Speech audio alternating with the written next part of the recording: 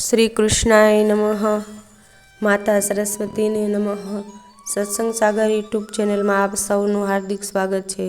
आज आ वीडियो में हूँ तमने संभळावीश राज विद्या राज गृहयोग अध्याय 9मो। जो तमे मारी आ चेनल में नवा हो तो मारी चेनल ने लाइक करो, शेर करो अने सब्सक्राइब करो अने कॉमेंट बॉक्स में लखो जय श्री कृष्ण।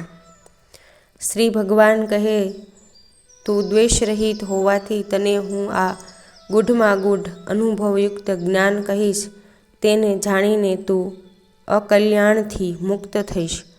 આ અનુભવરૂપ પ્રત્યક્ષ જ્ઞાન જ બધી વિદ્યાઓનો રાજા, બધા રહસ્યોમાં રહસ્યરૂપ જ સૌથી શ્રેષ્ઠ, પવિત્ર અને ધર્મના અવિનાશી બોધને સહેલાઈથી પ્રાપ્ત કરનાર છે। હે પરંતપ, આ ધર્મમાં શ્રદ્ધા વગરના પુરુષો મને પામ્યા વિના જ મૃત્યુરૂપ સંસારના ચક્રમાં ભમ્યા કરે છે। મારા અવ્યક્ત સ્વરૂપ વડે આ સર્વ જગત વ્યાપ્ત છે। સર્વભૂતો મારામાં રહેલા છે, પણ હું તેમનામાં રહેલો નથી।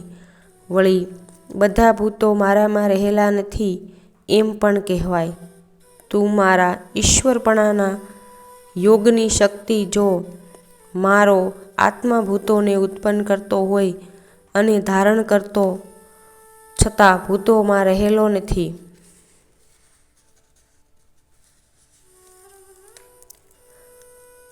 જેમ બધે ઠેકાણે ગતિ કરતો મહાન વાયુ આકાશમાં રહેલો છે, તેમ બધા પ્રાણીઓ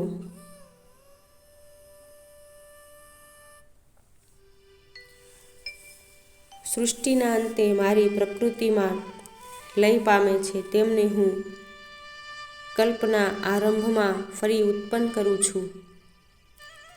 મારી પ્રકૃતિનો આશ્રય લઈને પ્રકૃતિના સામર્થ્યથી પરતંત્ર એવા સમસ્ત ભૂતોને હું વારંવાર ઉત્પન્ન કરું છું। હે ધનંજય, હું તે કર્મોમાં આસક્તિ રહિત અને ઉદાસીન પેઠે રહેલો હોવાથી મને તે કર્મો બંધન કરતા નથી।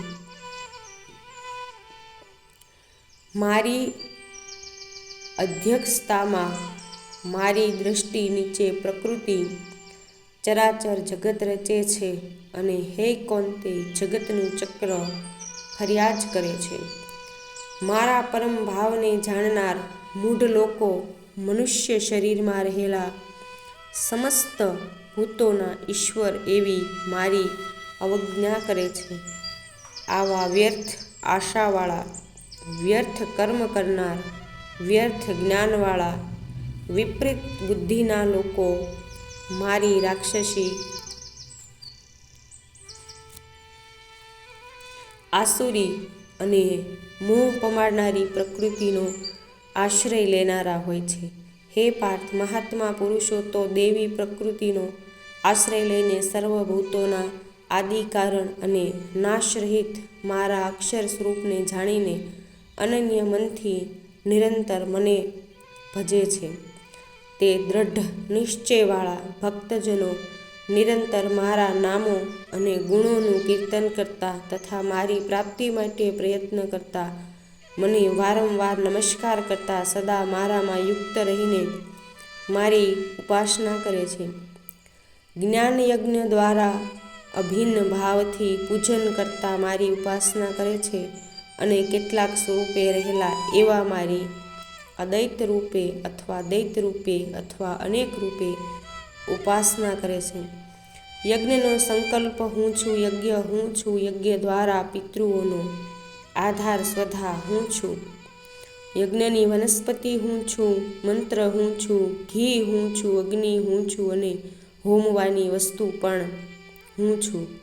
આ સંપૂર્ણ જગતને ધારણ કરનાર અને કર્મોના ફળને આપનાર પિતા, માતા, પિતામહ, પવિત્ર જ્ઞાન, ઓમકાર, ઋગ્વેદ, સામવેદ અને અજુર્વેદ પણ હું છું।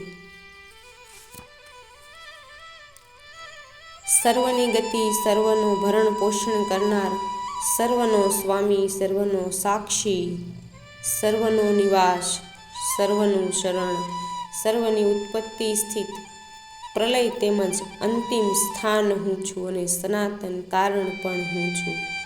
હું સૂર્ય રૂપે તપું છું અને પાણીને ખેંચું છું તથા વરસાવું છું. હું જ અમૃત અને મૃત્યુ છું. સત અને અસત પણ હું જ છું. 3 વેદમાં કહેલા સકામ કર્મો કરનાર, સોમરસ પીનારા, પાપોના નાશથી પવિત્ર થયેલા પુરુષો યજ્ઞો દ્વારા મને પૂજીને સ્વર્ગ મેળવવા ચાહે છે. તેઓ પોતાના પુણ્યોના ફળરૂપ ઇન્દ્રના લોકને પ્રાપ્ત થઈને સ્વર્ગમાં દેવતાઓના દિવ્ય ભોગોને ભોગવે છે.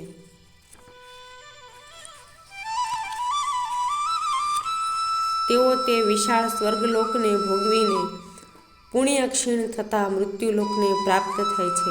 આ પ્રમાણે 3 વેદોના સકામ કર્મોનો આશ્રય લેનાર ભોગોની ઈચ્છાવાળા પુરુષો વારંવાર ઊંચ નીચની ગતિઓને પ્રાપ્ત થાય છે. જેઓ અનન્ય ભાવથી મારું ચિંતન કરતા નિષ્કામ ભાવે મને ભજે છે, તે નિત્ય મારામાં રત રહેલા લોકોના પોષણ રક્ષણનો ભાર હું ઉઠાવું છું. વળી જેઓ બીજા દેવતાઓનું શ્રદ્ધાપૂર્વક પૂજન કરે છે, તેઓ પણ એક રીતે તો મને જ ભજે છે, કારણ કે બધા યજ્ઞો, બધી પૂજા ઉપાસનાઓને ગ્રહણ કરનાર ભોક્તા અને સ્વામી પણ હું જ છું.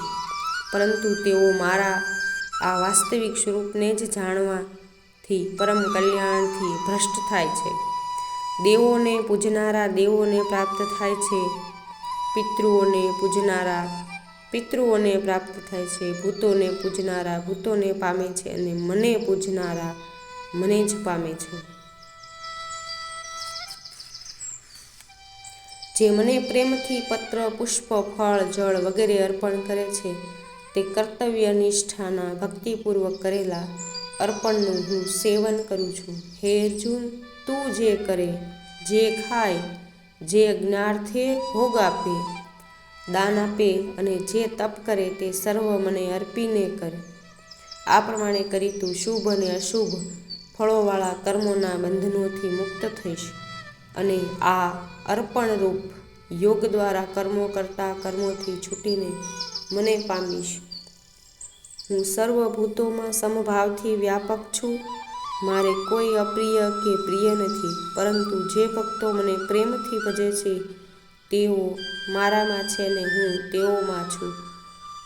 જો કોઈ દુરાચારી પણ અનન્ય ભાવથી મને ભજતો હોય તો તેને સત્પુરુષ જ માનવો જોઈએ, કારણ કે સદાચારમાં તે પ્રવર્તી રહેલો છે.